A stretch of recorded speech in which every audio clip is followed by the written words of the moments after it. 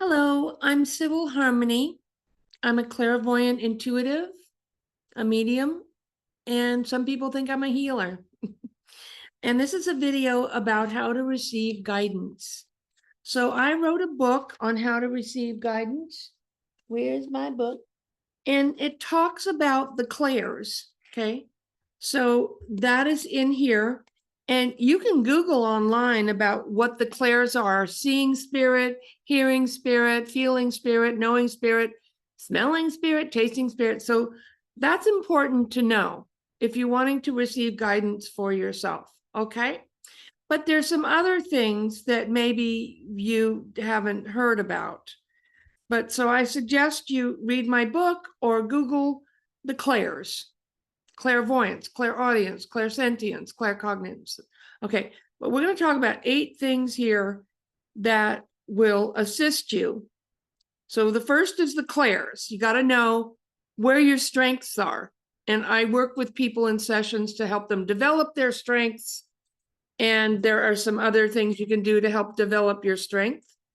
And the second thing would be prayer and meditation. So prayer is asking, meditation is listening. And when people meditate, you are going into the spirit world and you are opening yourself up to higher beings. If you're asking for that in prayer, you may also just be lowering your blood pressure, extending your life, retarding the aging process. There are a lot of benefits of meditation. But particularly if you feel like I can't meditate, my mind is too busy, there's too many, there's too much chatter going on, then you really need to meditate. Even if it's starting at 5 minutes at a time, because prayer and meditations are the foundation of any spiritual practice. So receiving guidance, it can just spontaneously happen, especially if you've done it in past lives. You're just very open. You've done it as a child. Your family was open. You get out in nature. You're around clean air. You're not being over emotional. I mean, it can spontaneously just happen. But if you want to develop how to guidance, because it's, let me tell you, who's the best psychic you'll ever meet? You. I don't do readings. Where I tell people what to do. I look at energy. That's a good psychic, if I could say so. I don't want to get in my ego. Whoops. But you're the best psychic for you. Better than me or anybody else. So never give your power away to somebody else who says they have your answer. Now, you could look at energy. You could get support. You could look at different perspectives. So that's all something you can get from a reading. But really, no one can be there holding your hand every minute. And I've had a lot of readings. I've done a lot of readings. I don't do readings anymore, and I haven't for a long time, where I tell people what to do. I look at the question or the energy, and a lot of times the question that you're asking or the person's asking will give you an opening to where they're at. And sometimes you need to not listen to the question you're asking or the question they're asking, but to look behind the veil at what's really going, where's that coming from? Who is posed that question? So we're going to talk about that, that in a minute, like who's asking the question and who's answering the question. We're going to talk about that. So that's important, because some people think that just it's you asking a question and whoever answers is fine. And I'm very conservative about that, and I don't agree with that.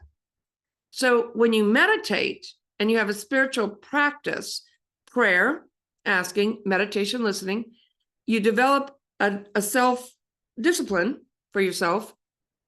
Then you can start to, at least the way I was trained, understand who's asking the question. Is it your higher self? And who's giving the answer? Is that your guide? Or because there's millions of spirits in the universe that will be happily to talk to you, and some may be giving you correct guidance and some may not, and never listen to anything that's invalidating or scary that doesn't give you a way to fix that or tell you to hurt yourself or anybody else, anything like that. So, but listening to guidance that's truthful, that you may not want to hear. Like, do you want to hear the truth? Because if you don't want to hear, and sometimes they'll tell you only what they think you're ready for, or you should know at this time. But if you don't want to hear the truth, we'll talk more about that in a minute. So number 2 is ego, control, and ethical. So if you get in your ego, I'm receiving, I have the answers, I know what me and everybody else should do. So are you in your ego? I'm famous, I'm popular, I've arrived, I'm getting money, or all these things make us think that, are you better than, you can get better. And so when you're on the spiritual path, you really need to be careful, and I do, about thinking that we're, getting these answers that, we're in our ego, okay? And that we can control the messages. So one of the best ways I've found to deal with that is to just, because the guides watch you, higher beings watch you. There's lower beings, there's all kinds of beings that'll talk to you. But higher, really, your higher self and higher beings will only work with someone who is being ethical. So you can be a narcissist, you can be, fooling yourself, you can be telling yourself what you want. I used to go to every psychic till I got the answer I wanted. That's just looking for what you want to hear. So are you willing to hear the truth? And are you in a ethical, are you living an ethical life? Like, because why would a higher being talk to you if you're not going to listen? You're going to talk to all this other stuff, whatever shows up. And you're like, you're cheating at work or you're cheating in your marriage, but you're, going to, burning sage and working with crystals. I mean, so people do like all kinds of things that I'm like, okay, so if you're doing that, you're probably not going to get honest answers for yourself because there's something else going on with you.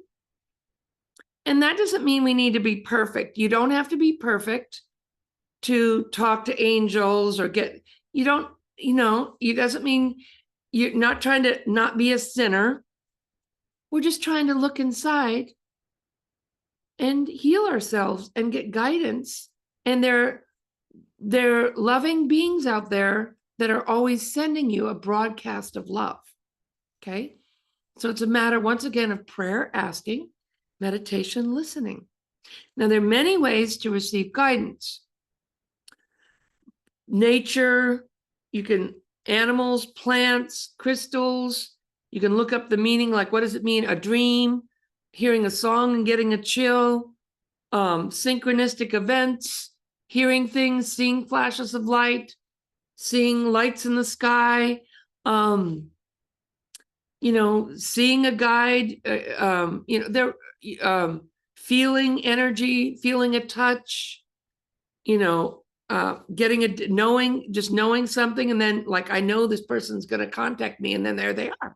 So there are many ways to receive guidance. So know your strengths. How do you receive? That's back to the clairs. But so the second thing would be building up trust with these higher beings. So you're being ethical, you're doing your prayer and meditation, you're listening, you're asking and listening, you're understanding the clairs and how it's coming to you. But then, how do you know you can trust the guidance you're getting? Are you self-willing it? Are you just listening to what you want to hear, that was me. If it wasn't what I wanted to hear, I wouldn't listen. And then they're like, well, we're not going to talk to her, because why would you talk to someone who's not listening? Oh. And then I'd call them back, like, please come back and talk to me. I'm sorry I didn't listen. Okay, they will forgive you. It's not about being perfect. But so it's about building trust. This is how I know I receive guidance, and how I have a knowingness that I'm getting correct. This feels right. It feels right. It sounds right. It's usually the first hit you got. And it just, you have a gut knowing, or a feeling, you see it, you have some kind of validation, like, yeah, okay, I get it. Not because you want what you want, but because it's the truth. Sometimes, hopefully, it is what you want. But there is an energy, and I do this, I don't do it very often, I teach it, but you have transmedium channels. What is transmedium? You have these channels in the back of your head that are connected to your chakras. And if you don't know how to clear those, and if you've had past lives with abuse, or this life with abuse, or been around people who are drinking or smoking, or narcissists, or accidents or illness, or you're taking medications, that can affect too much drinking, all kinds of addictions, or are trying to be right, or trying to be better, or trying to be, all these centers back here. You can be plugged in to these energies that make you think you're talking to a guide, when you're just talking to, like, it's crazy, I'm getting everything kind of energy. Or it's just like, it can feel chaotic, it can be misleading, or it can just feel like stuff's talking. So I sometimes get that. I'm so psychic and sensitive that information just comes in when I'm working with a lot of different people, and I just intuitively know, like, yeah, that's not true. So I'm not saying I I do. I used to be a way worse trance medium, where I would just be picking up on all kinds of stuff and different guides and whatever, to where I'm much more, I'm not always perfect, but I'm much more aware and clear, because I've cleaned these channels. And that's not something I can do in a video, because it's highly advanced work.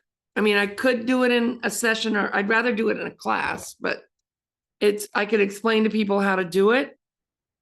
But you kind of have to know what you're doing first. You could have beginner's luck. The other thing is, hopefully you haven't had abuse or all those things. The other thing would be to meditate on being a pure channel, and to do all the other things, and that'll make you less transmedium. To get grounded, okay? And really, like, when you hear something or you think something, think like, is that really true?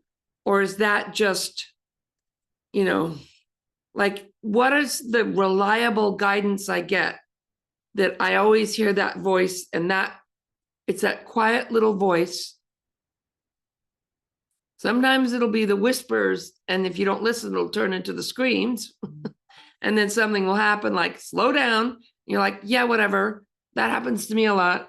And then I don't. And then something happens to slow me down. So, I'm not immune to any of this. I'm not perfect by any means. I just have been doing this for a long time. And I do a lot of healing and spiritual development. Well, I wrote a book on that. Okay. So clearing the transmedium channels. You can just visualize running light, but you really need to be able to look at yourself. So the reason that you are here isn't to not be a sinner, or to be a good person, or to succeed and climb the ladder of success. All those things are fine, but you're here to do the inside job. And that means to look at yourself and do your work. It isn't that you're perfect, but to be ethical and truthful is a way to start to clean out your transmedium channels. And then we're back to meditating. And you hear a message like, who said that? Is that true? And then cut the cords, clear the energy if it isn't, and keep doing the next right thing. That's the other way to clean your transmedium channels, is to keep doing the next right thing. So what I do is I'm doing these classes the first of every month on this channel. I did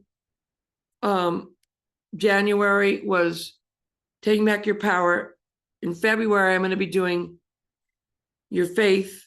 And so these are steps and things that you do to help align you with your higher self so that you can be a clear channel and get guidance. Because really you need that to make the right decisions. When these channels are clogged, you're not going to make very good decisions. You're going to wonder, like, why did I do that again? Why do I keep doing the same thing over and over again? Because you have to go deep in there and look at yourself. And if you can't do that, you're not going to be able to access. You could, but it's hard to access the real guidance that you need that'll guide you through your life. Okay? Because remember, you're your own best psychic. It's you. Okay. So number 3. Is this number 3? Yeah. Strong emotions, being neutral, willing to see the truth. So it's hard to do a reading on a family member or an issue when, I'll just talk about me, when I have a strong opinion of like, oh, all those kind of people are just like, so, I used to have an abusive ex that rode motorcycles. And then whenever I would see a motorcycle, I would go, they're idiots. And everyone riding a motorcycle is not an idiot. That's where they are. Okay. Well, maybe they're, no, see, it's hard for me to let that go, but I can own that I think that. And please don't be offended, because there are plenty of good people who are bike riders, motorcyclists, okay? But how, or everybody who has this name or looks like that or whatever, so if you have preconceived judgments or strong emotions, I can't stand this person, or this person reminds me of that person, it's going to be hard for you to get a clear reading. That's why I always tell people, would you find the center of your head and read from here?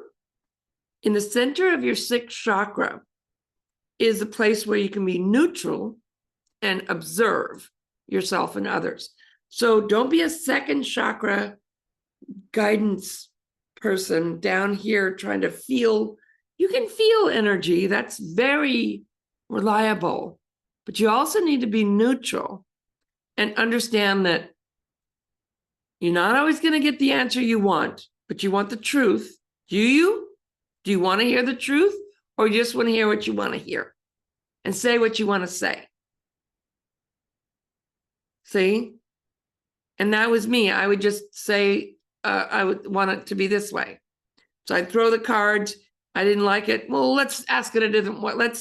And sometimes I do that in my readings. I'll do, okay, let's ask it a different way. But you have to be careful when you start doing that, because it's not about what you want. It's about looking at the truth and being neutral and not having strong feelings one way or another. And also don't have strong feelings if you see something and you have a strong reaction. You're not up here being neutral. If you see something and you just go, okay, what is that? You observe. Instead of getting freaked out, oh, it's a ghost or whatever, a lot of times we're afraid to get guidance because we've been taught it might be scary, we don't want to hear it. Then so nothing is personal, and everything always changes. Just because you're looking at it this way, you could always say, okay, I don't like this. What do I do about it? You can say that. Can I do anything about it? But you want to be neutral to get the best answer. And if there's too many people looking at something and there's so much energy on it and everybody in the world's involved, oh my God, it's very hard to get a clear read on that because there's too much energy on it. Better if I just sit down with one person who's dealing with like 3 or 4 family members rather than looking at a world issue with like millions of people looking at it and reading it and trying to change it. And oh my God, it's like, that's intense. Okay. Number 4, ask. So we talked about ask. We talked about divine will. And so number 4 would be the prayer of asking for what you want. And then, is it the truth? Can you trust this? Can you trust your guides? You need to be able to know that when I get something that's 100% when it's time, it doesn't always happen when I think like, why are you telling me? Because I'm not listening, or it's not time for me to know. So you will know when it's time to know. Sometimes people ask me questions and I'm like, I'm not getting an answer for that. It doesn't mean I'm not a good clairvoyant. It just means it isn't decided, or they aren't choosing to show you or me that. So we come back to the truth. Ask for guidance and then be willing to receive the truth. What is the truth? Okay. Number 5, practice. The more you practice, you could practice with little things like, what do I need to know about this? Things that there's no charge on. Pull a couple of cards, see like, how do these cards fit for me today? And then look at them at the end of the day and go, oh, okay, I could see how that, So how are your guides connecting with you? How is your higher self connecting with you? And keep practicing. If you make a mistake, that's okay. It doesn't mean you can't do it. It just means that, like, you could say, what can I learn? What can I do differently? Or isn't that, like, people used to say to me, if you're so psychic, what did I have for breakfast? I'm like, I don't know what they had, because my guides don't care what they had for breakfast, and neither do theirs. That's a gotcha question. So be careful of anything that wants to invalidate you or tell, oh, you can't do it. Other people can do this. You can't. Oh, you were wrong. So you don't want to beat yourself up, or, if you make a mistake, we're all here learning. We all make mistakes. I make mistakes. And somebody who says they never make a mistake, they're always right. Be careful of that person. Nobody's always right. Okay? But keep practicing. If you make a mistake, okay, then you can just say, what color or feels like, what colors will I see a lot of today? Or show me a messages, and then look at bumper stickers, or look at one of the best ways is your breath. You can get really good guidance if you're paying attention to breathing. I like going outside and walking because nature will open up your gifts, and you're breathing when you're walking, fresh air, one would hope, and that's going to open up your abilities almost as much as the prayer and meditation. So pay attention to breath work, or do breath work, okay? There are meditative-like practices like yoga or qigong that will help you open up these centers and breathe better, which is going to help you connect with your guidance, okay? And never make you know, get a divorce or sell your house or, you know, do a life-changing event just because the cards or, you know, you had a dream or something. You really want to be careful with, like, we need to act as if we live in a 3D physical world, because we do, and be practical, but also bring that magic in. Okay. So practice with smaller things. When you get a big message like, this relationship is truly over, and I know it, and I know tomorrow and the next day and next week, I'm still going to feel that. Not a 5-minute whim because you had an argument. Don't make a decision or get a reading when you're angry or afraid. Don't ask yourself for something. You know, let your emotions calm down, breathe, and then practice. Your guides will give you repetitious messages of the same thing until you get it. Or it'll be like a flash. Boop, there it is. Like, what was that? And then look up online, ask them, what does that mean when I see this? Or buy my book and look it up and get a symbols book if you're visual. Okay. Hum and sing and listen to beautiful things if you want to develop clairaudience. Okay. Take showers and baths at night to clean your energy. Use crystals. Crystals can help you ground and open up abilities. I like this one. I think it's called labradorite.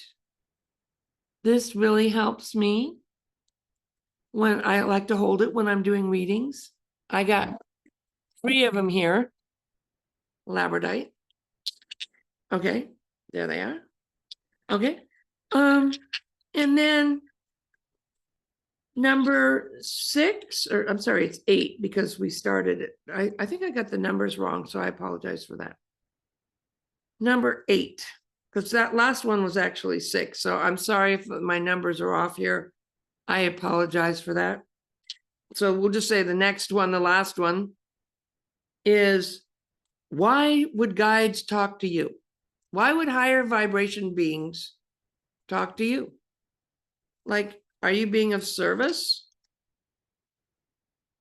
Are you, it's kind of like, they're like, you know, I always ask that, like, why would they speak to me if I'm not listening, and then I'm not treating other people the way that they would want me to, you know? So every interaction with every being, every animal, everything I do is based in spirituality. And that way I can get the highest guidance. And it's not that I'm trying not to be a sinner. It's that I want to receive guidance and be of service. And when you're of service, you don't have to do what I do, but you can smile at people, you can give compliments, you can say prayers, you can send good intentions, you can donate, you can help people with their tasks. You know, like, why are you receiving guidance? For what reason? If you want to be successful and make a lot of money, that's fine. You could do that. There's nothing wrong with that. Money gives you the ability to give to yourself and others. Okay. Now, narcissists can, they have other agreements. They can make money and use people. And they have a whole different, so I don't think you're a narcissist if you're watching this. I think you are more on the service spectrum, or being ethical or truthful. But just pay attention to, like, why am I doing this? What is it that matters to me? Because I'm here to grow and develop as a soul, or I just want to see if it works and I can make some more money. Either one is okay, because whatever you're doing, you're learning. But let's just have an awareness, not a judgment, awareness of, like, why am I wanting this guidance? So I can hear what I want? So I can get what I want? It's okay if you want to get what you want. It's a little bit different from affirmations, which are fine too. But I added it in here because I think it's important, especially if you want to do this work professionally. The why. The why. Because really, in the end, all that matters is how did you love yourself and others? And isn't that why we're here growing and wanting to receive guidance? So that we can grow, and as we uplift our vibration, we help everyone else. Thank you so much for listening. Please like and subscribe. It really helps me. It's completely free. Thank you for watching, and sending you so much love. And have fun. That would have been the last thing. Lighten up, have fun. This is supposed to be, when you're having fun, you're being amused. Don't be in fear. Don't be pushed like the guidance. Be an antenna. Relax, receive, have fun, breathe. Okay? You're not here to force anything. That doesn't work. Okay? So have fun with this. We'll see you later. Bye.